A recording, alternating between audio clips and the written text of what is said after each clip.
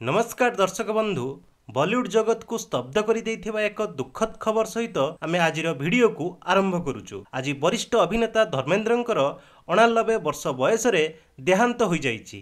किछि दिन पूर्वर श्वासक्रियार असुविधा हेतु तांको मुंबईर ब्रिज कैंट हॉस्पिटल ले भर्ती करा जाइथिला। जदिओ स्वास्थ्य अवस्था सुधार आसिबा परे से डिस्चार्ज होई परिवार सहित समय बिताउथिले, किंतु आज 89 वर्ष बयस तांकर देहांत हो जाइछि। किंतु आज आमे तांकर मृत्युर दुख को किछि समय पई पछरे पकाई से तांको जीवनर शेष समय कोउठी एवं किपरि बिताउथिले सेही स्वतंत्र स्थान विषय रे आमे जानिबा, जेउठी से सहरर गहली चहली ठारू दूर रे प्रकृतिर कोଳରେ शांति रे रहुथिले से विषय रे आज आमे जानिबा। आमे कथा हेउचु तांको 100 एकर विशिष्ट लोनाभाला फार्म हाउस विषय रे।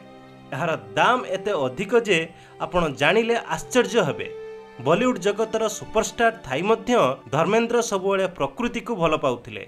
स्वप्नर सहर मुंबईर गहली ठारू दूर रे रहुथिले। से लेनावाला रे तांकर एही विराट फार्म हाउस रे शांति रे जीवन बिताउथिले। तांको पई या केवल घर नथिला, यह थिला तांको पई शांति एवं गोपनीयतार प्रतीक। एही 100 एकर फार्म हाउस केवल बड़ नुहे बरं आधुनिक सुविधा पई याहाकू सुंदर भावे सुसज्जित करा जाइथिला।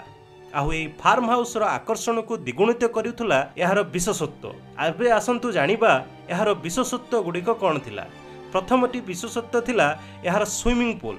एथिरे एक बढ़िया स्विमिंग पूलटे थिला, एक रॉक गार्डन मध्य थिला एवं सबुठु गुरुत्वपूर्ण होउची 1000 फुट गभीरर एक ह्रद मध्य थिला, जहाकू लेक बोली कहा जाए।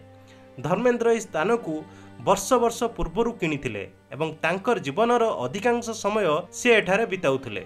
जड़े अभिनेता होई मध्य धर्मेंद्र एठारे संपूर्ण भावे जड़े चाषीर जीवन बिताउथिले। फार्म हाउस रे से सबुबेले जैविक कृषि अर्थात ऑर्गेनिक फार्मिंग करिबारे व्यस्त रहुथिले। से पनीपरिबा फल एवं शस्य आदि चाष करुथिले। केवल चाष नुहे से पशुपालन मध्य करुथिले। से किछि गाई एवं महिषी मध्य पालिथिले, जहार जत्न से निजे व्यक्तिगत भावरे नेउथिले।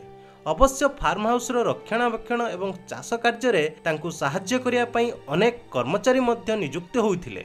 सहरर गहली चहली दूर रे रही से निजको प्रकृतिर निकटतर रखिया पई ए स्थान को बाछिथिले। एही फार्म हाउस केवल धर्मेंद्रकर व्यक्तिगत जीवनर एक अंश नथिला, बरं एहा तांको परिवार पई मध्य एक शांतिर आश्रयस्थल थिला। एही फार्म हाउस रे तांकर पत्नी प्रकाश कौर स्थायी भावे रहुथिले। यह सहित हेमा मालिनी मध्य बेले बेले सेमानंक सहित समय बिताइबाकू ए स्थान को आसिथांती। वर्तमान आसंतु जानिबा ए विराट संपत्तिर मूल्य केते। धर्मेंद्रंकर ए मोट संपत्ति 335 कोटी रु अधिक हो बोली आकलन करा जाउची एवं एही 100 एकर फार्म हाउस यार एक गुरुत्वपूर्ण अंश अटे। जदिओ यार सठिक मूल्य वर्तमान सुधा सार्वजनीन करा जाय नहीं, तथापि आकलन करा जाउची जे ए फार्म हाउस रो मूल्य कोटी कोटी टंका उपरे रहिछि। एते बड़ जागा, एते सुविधा एवं प्राकृतिक सौंदर्य को देखिले यार मूल्य निश्चित भाव में आश्चर्यजनक हेबो। तेबे दर्शक बंधु, सेलिब्रिटी जीवनर चाकचक्य ठारू दूरे रही किपरि धर्मेंद्र निज पई शांति एवं प्रकृतिर एक स्वतंत्र दुनिया सृष्टि करिथिले ताहा आमे जानिले। तांकर एही लेनावाला फार्म हाउस यह प्रमाण करे जे जीवनर सबुठारू बड़ धन हेउची शांति और प्रकृतिर निकटवर्ती हेबा। आपनकु एही अभिनेतांकर को फिल्म सबुठु अधिक पसंद लागे आमको कमेंट करी कहंतु एवं तांको फार्म हाउस रो को विशेषत्व आपनकु सबुठु अधिक आकर्षित कला ताहाकु मध्य आमको कमेंट करी जणांतु। जदि भिडियोटी भल लागिला तेबे भिडियो को लाइक करंतु एवं आम चैनल को सब्सक्राइब करने को जमा भी भूलंतुनी। धन्यवाद। जय हिंद, जय जगन्नाथ।